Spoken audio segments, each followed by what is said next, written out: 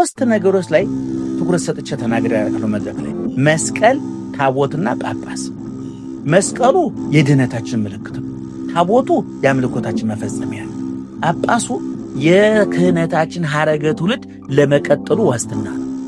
በጳጳሱ አማካኝነት ክህነታችን ቀጥሏል በታቦቱ አማካኝነት የምንፈጽመው አምልኮት ይገለጣል በመስቀሉ አማካኝነት መዳናችን አረጋግጠናል እነሱ ሶስቱን በቤተ ክርስቲያናችን ቀላል ምልክቶች ዝም ብለን እናልፋቸው እንጂ ስለዚህ ጵጵስና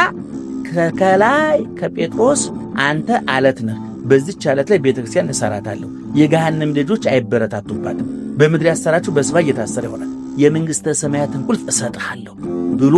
ለጴጥሮስ ስልጣን ሰጥቷል ዮሐንስ ወንጌል ላይ ራእይኪ አባጌ በጎችን ጠብቅ ጠቦቶችን ጠብቅ ግልገሎችን ጠብቅ ብሎ የምእመናን ኃላፊነት በጴጥሮስ አማካኝነት ለሐዋርያት በሐዋርያት አማካኝነት ለሚቀጥለው ትውልድ ቀጥሏል ያ ሐረገ ትውልድ ቀጥሎ ነው ዛሬ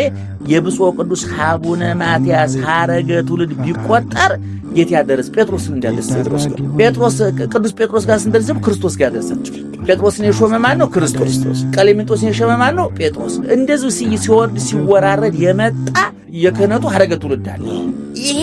ቀላል ነገር አለ ማሰር መፍታት ማጽደቅ መኮንን ማስገባት ማስወጣት መሾም መሻር ትልቅ ስልጣን ነው ነገር ግን ይሄ ስልጣን በየዘመኑ ፈተና ገጥሞት ያውቃል ለሹመቱ ለማዕረጉ የማይመጥኑ ሰዎች አጋጥሞት ያውቃል ለክርስትናው የማይመጥኑ ክርስቲያኖች ለመምህርነቱ የማይመጥኑ መምህሮች እንዳሉት ማለት ነው ለምሳሌ ቆን የማው መጋቢ አዲስ ነኝ ቅዱስ ገብርኤል መጋቢ ስም እኩል ግብር ስንኩል ይባላል አሁን እነዚህ ሊቃነ ጳጳሳቱ ጵጵስና ይሄን ያለ የተከበረ ከሆነ ጳጳሳቱስ እንዴት ይሆን የኢትዮጵያ ቤተክርስቲያን እውነቱን ለመናገር በዚህ በኩል ይሄን ክፍተት ለመሙላት ያዘጋጃቻቸው ዝግጅቶች ነበሩ ለምሳሌ ጳጳሳቱ በእኛ ዘመን ላሉ ጳጳሳት ሶስት ነገር ቢደረግ አንድ ስልጣና ቢሰጥ ምን ችግር አለ በአመት አንድ ጊዜ ጳጳሳቱ ተሰብስበው የአንድ ወር ስልጣና አንድ ሊቀ ጳጳስ ለምሳሌ አዲስ አበባ ሀገረ ስብከት ሊቀ ጳጳስ ሊሆን አንድ ሰው በአዲስ አበባ ከተማ ውስጥ ያሉ በመቶ ሺህ የሚቆጠሩ ካህናት የዕለት ከዕለት ኑሮ ላይ ይወስናል ደሞዛቸው ላይ ይወስናል በልጆቻቸው ወተትና ዳቦ ላይ ይወስናል ቀላል ነገር አለ በብዙ ቢሊየን ብር የሚያንቀሳቅስ ነው የመዋቅር ብዙ ሰራተኛ ያለበት አሁን ለጳጳሳቱ ስልጣና ይሰጥ ሲባል እንዴት ገብቶ መቀደስ እንዳለባቸው ቡራኬ እማሬ ድማሬ በቤተ ክርስቲያን ውስጥ ያለው ማህሌቱን እንዴት ያያልን አይደለም እየተከናወነ ያለው ቤተ ክርስቲያኒቱ ባሁኑ ጊዜ ከፍተኛ የገንዘብ ምንጭ ሆናለችና ከፍተኛ ሰራተኛ ይዛል እንደውም ባሁኑ ጊዜ እኮ ከመንግስት ቀጥሎ ሰፊ ሰራተኛ የቀጠረችው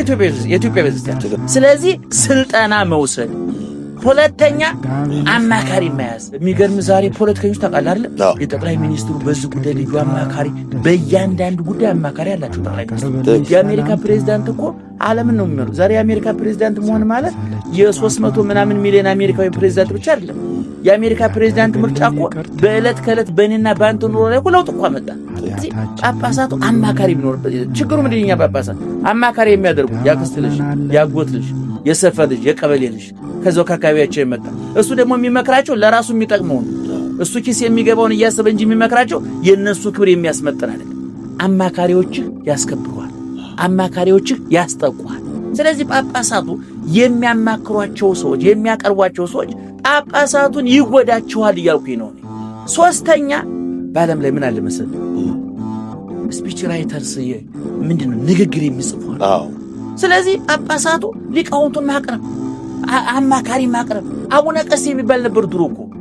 አቡነ ቀሲስ ማለት ምን እንደው ታውቃለህ አቡነ ቀሲስ ማለት አህሎ መስሎ አትናቴዎስ እኮ የእስክንድሮስ እኮ አቡነ ቀሲስ ነበር አሬዎስ ሲወገዝ ዋናውን ሚና የተወጣው እኮ አትናቴዎስ ነው አይደል አቡነ ቀሲስ ነበር